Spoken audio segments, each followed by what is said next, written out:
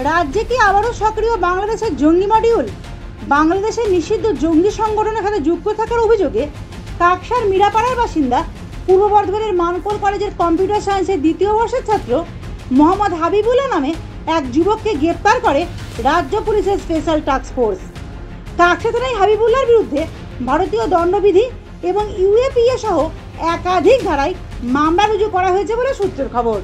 গোয়েন্দাদের দাবি, বাংলাদেশের নিষিদ্ধ জঙ্গি সংগঠন আনসার আল ইসলামের একটি মডিউল বাংলাদেশ ও বাংলায় সক্রিয়।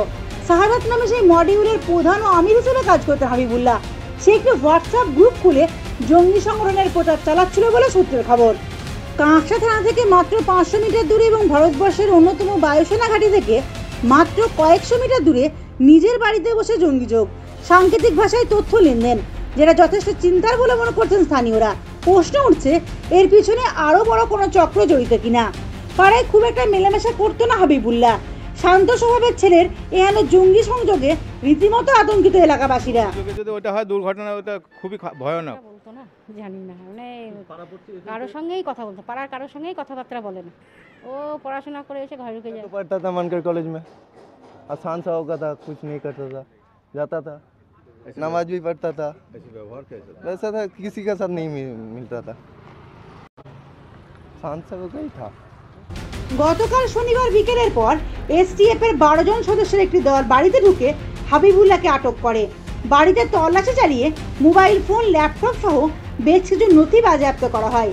তাকে আটক করে কাকসা থানায় এনে দীর্ঘক্ষণ ম্যারাথন জেরার পর রাতে তাকে গ্রেপ্তার করা হয়েছে। আজ সকালে কাকসা থানার পুলিশ মেডিকেলের জন্য ধৃতকে পানাগড় স্বাস্থ্য কেন্দ্রে নিয়ে যায়। যদিও তদন্তের স্বার্থে সংবাদ মাধ্যমকে এখনই কিছু বলতে চাননি এসটিএফ এর অফিসাররা।